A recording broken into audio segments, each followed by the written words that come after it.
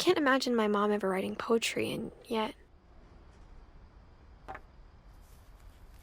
A poem for Gus, who always said the wedding was a bad idea. Our father never hit us kids, at least not very hard, before the day my brother said with teenage disregard that he'd be dead before he'd see a wedding in our yard.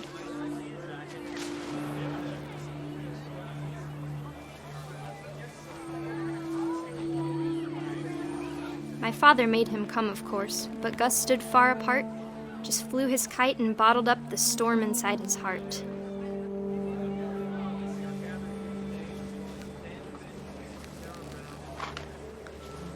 I tried to talk him out of it, but though he'd never met her, "We don't need a stepmom," were the words that I remember.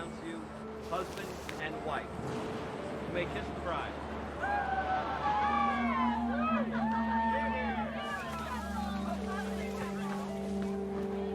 When the time for photos came, Dad ordered him to come here. But Gus declined, and as a sign held up his middle finger.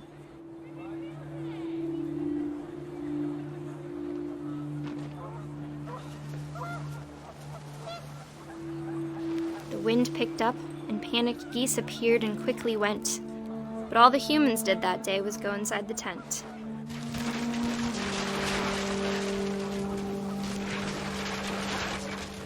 The rain came down in buckets then, but no one seemed afraid that nature might destroy the tent our dad had crudely made.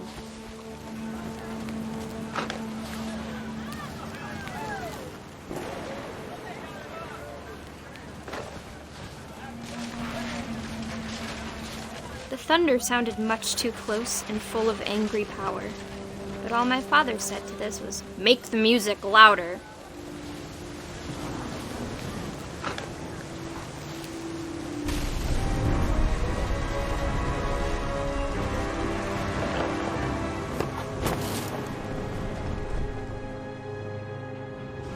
I wish that I could truly say I thought about you on that day. Out there on the beach alone, just you, the wind, the sea, and foam. But I didn't, until we found you.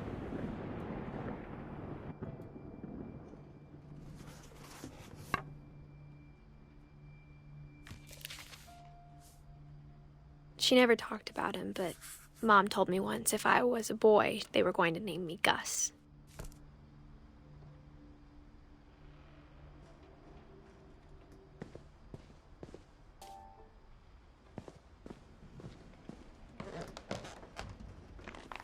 My mom moved up to the loft after her brothers died. At the time, it was as far away as she could get.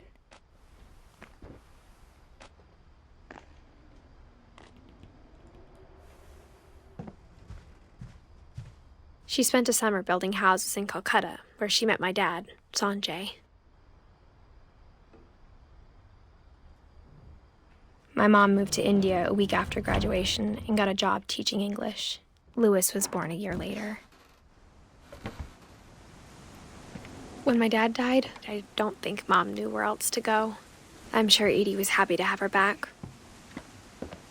The house had to get a little bigger, but Edie was used to that. And for a while, things were good. Almost normal, but it didn't last. The beginning of the end was Milton's 10th birthday, when Edie gave him a castle. After Milton disappeared, the only thing he left behind was a room full of paintings.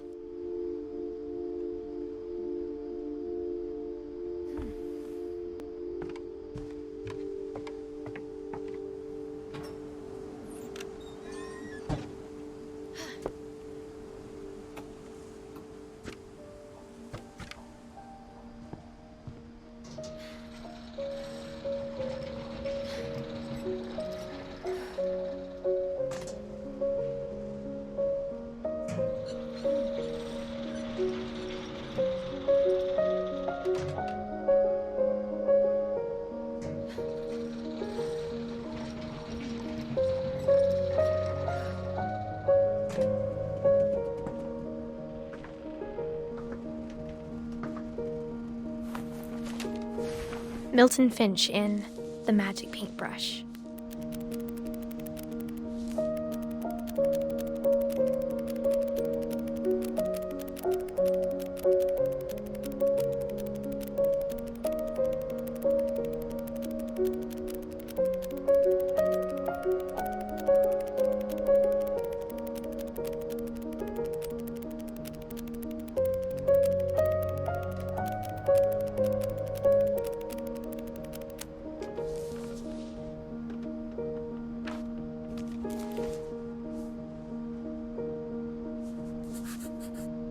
I was 4 when Milton disappeared.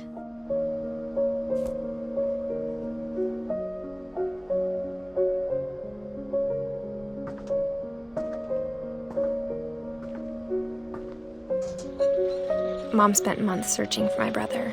Then she sealed the doors.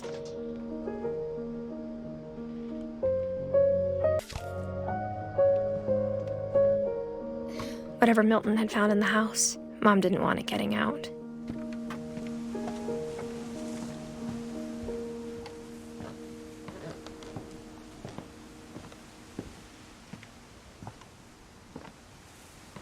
Mom definitely blamed Edie, but I think Louis blamed himself.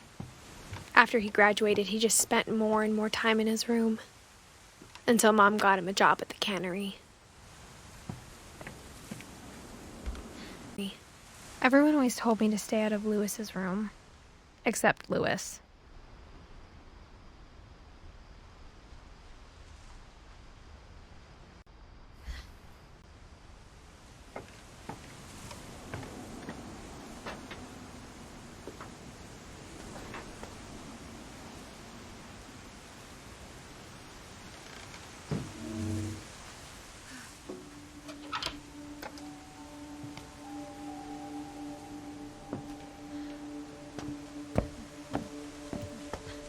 Smelled very, very familiar. That part of him lived on.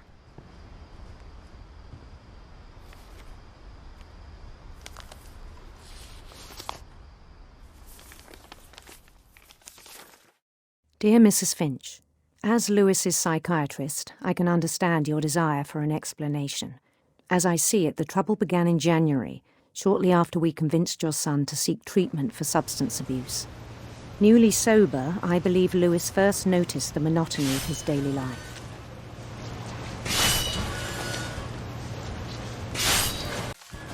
He kept working at the cannery, but he withdrew part of himself. In our sessions, I saw the same behavior. His mind began to wander. I asked him to describe it. He said he started small, imagining a labyrinth. He'd feel his way about. Then something moved. Bats. And toads. And things that have not names. He knew it was all in his head. But he took it very seriously. I had hoped he'd find himself.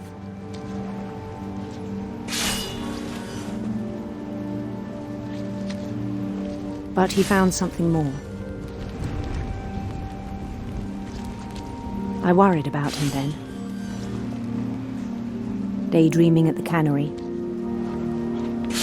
I spoke with his boss. But he said Louis had become a model employee. Methodical, tireless, focused. Like a whole new Louis. So I let him go on.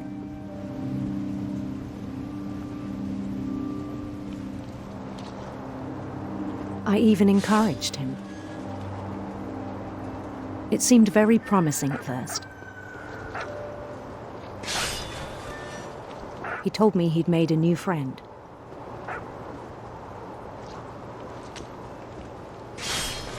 On the edge of a city he named Louis Topia.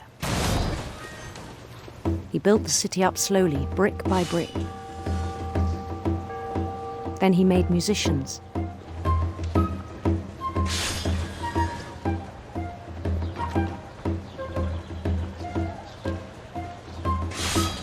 songs for them to play. He talked about starting a band. And he was always humming something. Every day his imagination grew stronger.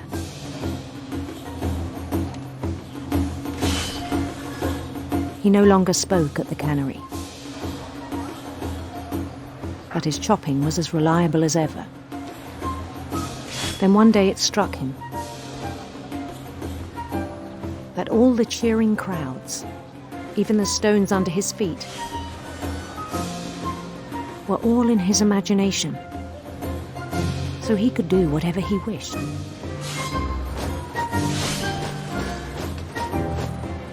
He held an election for mayor. And he won.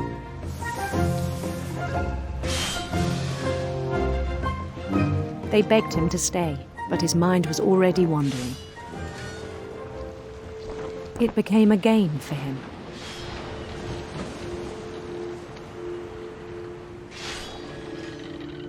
He'd conquer a city, then immediately push on. New Louisville.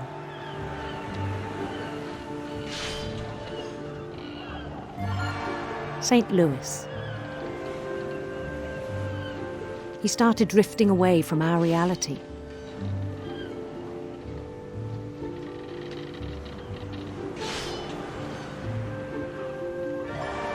Minneapolis. Until one day he forgot to go home from the cannery. Even as his mother pleaded with him, part of Louis kept sailing on.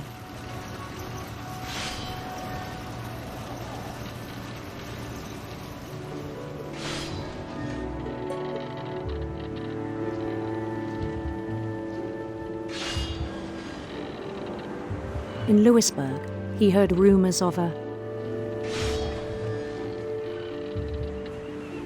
handsome queen.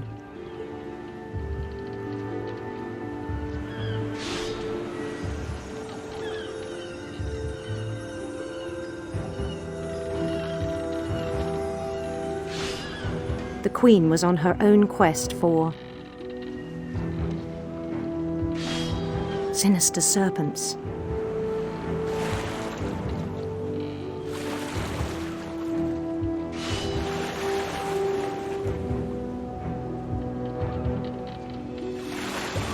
He followed the sound of her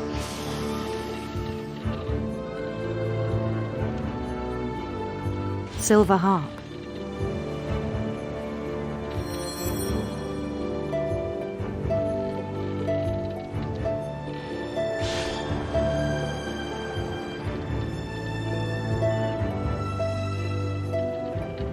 His chase led him to a golden palace east of the sun and west of the moon. Even then, his logic remained sound. He knew the world was all in his imagination.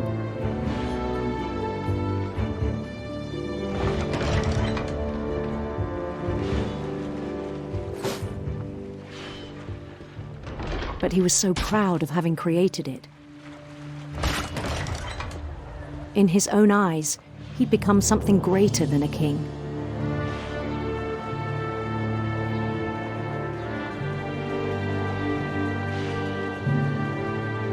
For someone who'd never known success in the real world, I think it was overwhelming. And then it struck him that the real Louis was not the one chopping salmon, but the one climbing the steps of a golden palace.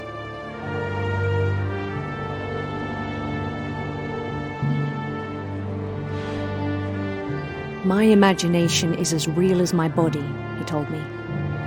It was hard to argue with him.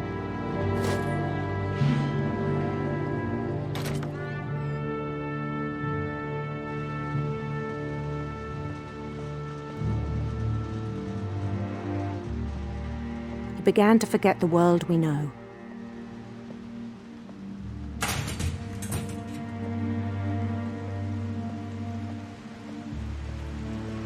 I think it pained him to remember Louis, the cannery worker.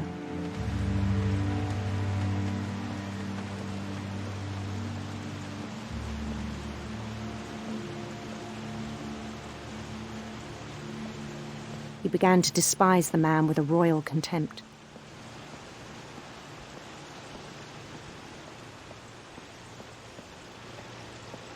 I still thought I could save him.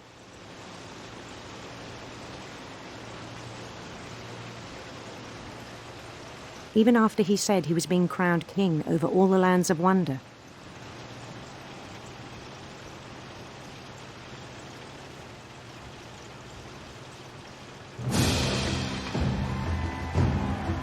The palace would be packed with his companions.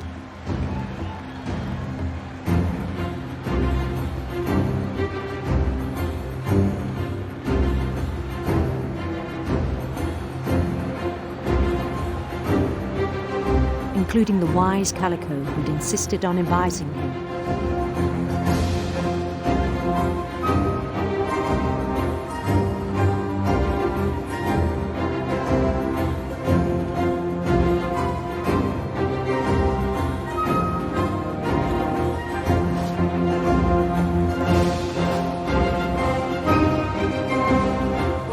His queen waited, holding his crown.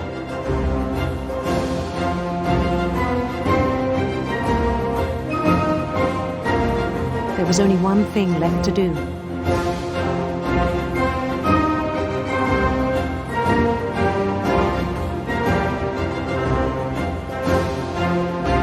Bend down his head.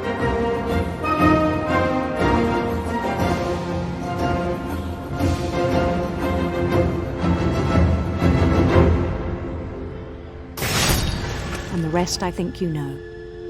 Mrs. Finch, your son was a kind man who will be missed by all of us who knew him.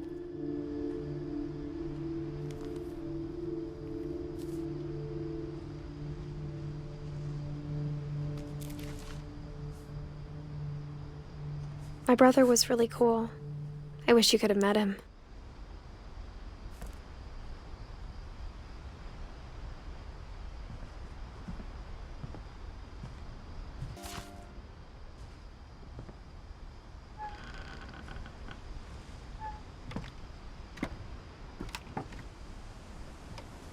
On the way back from Lewis's funeral, my mom told me to start packing.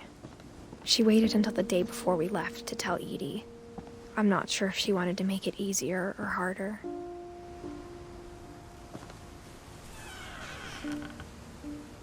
I wish we'd stayed. But I understand why we left.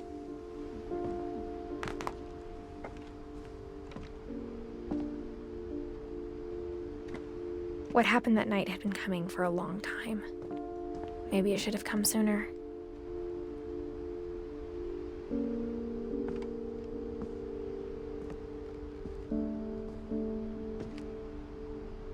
But it had to end one way or another. All that's left now is to tell you about that last night.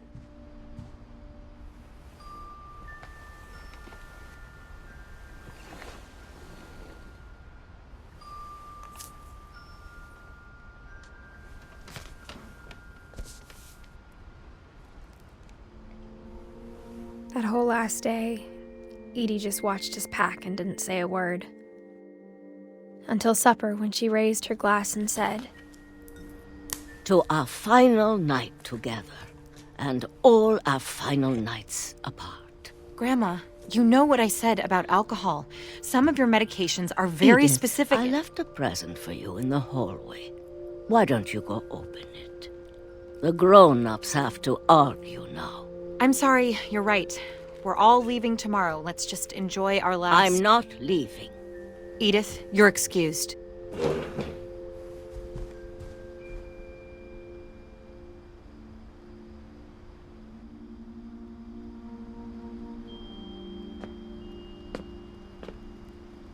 The power had been shut off that morning, but Edie always had plenty of candles. When my mom sealed the library, I don't think she knew about the other entrance. Or that Edie had a key to it.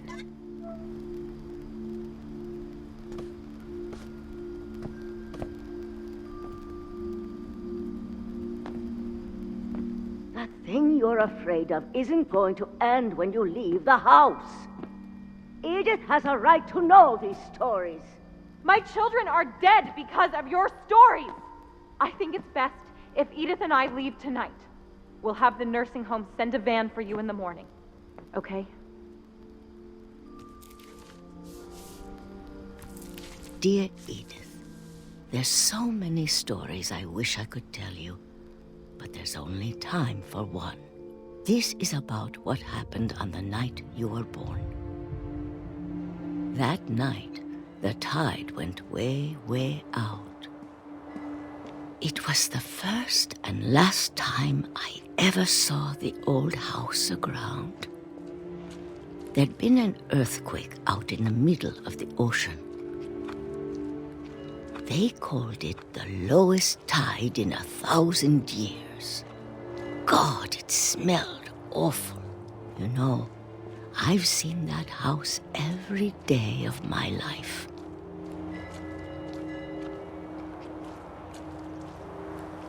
But I never thought I'd go back to it. When the fog rolled in, I lost my way.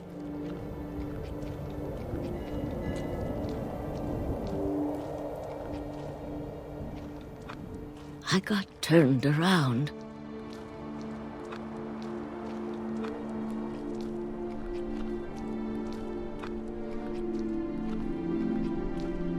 For a while, I wandered.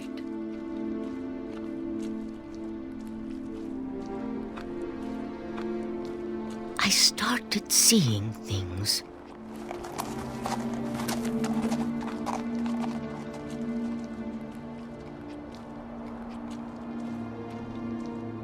Things I'd forgotten had ever existed.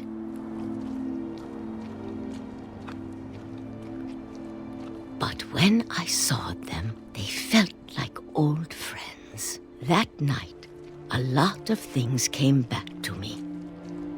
Or maybe I came back to them.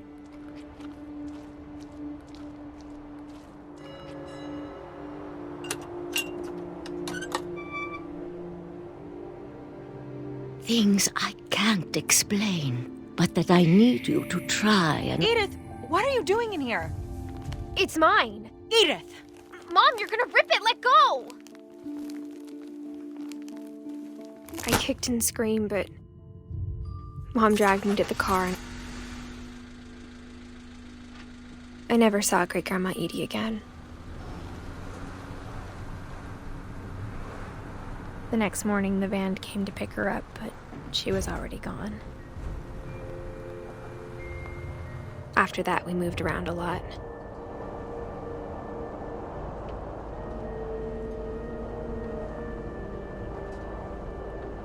We both tried to make the best of it.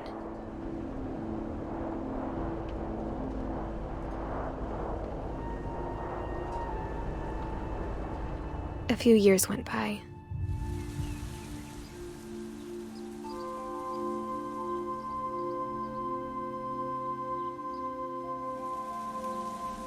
My mom didn't like to talk about it,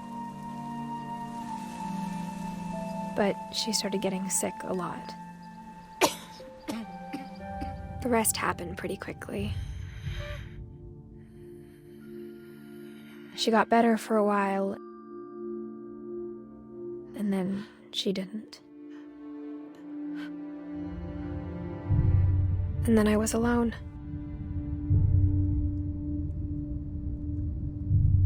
The last Finch left alive.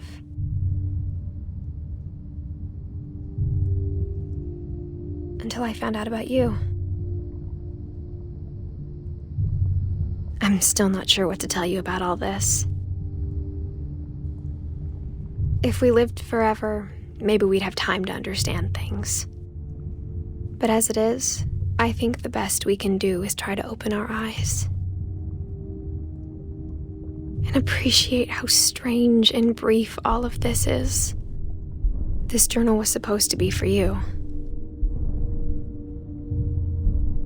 But now I hope you'll never see it. I just want to meet you and tell you all these stories myself.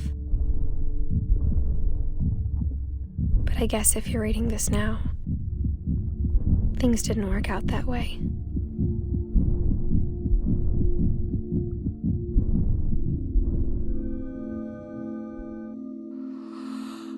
This is where your story begins. I'm sorry I won't be there to see it. It's a lot to ask, but I don't want you to be sad that I'm gone. I want you to be amazed that any of us ever had a chance to be here at all. Good luck.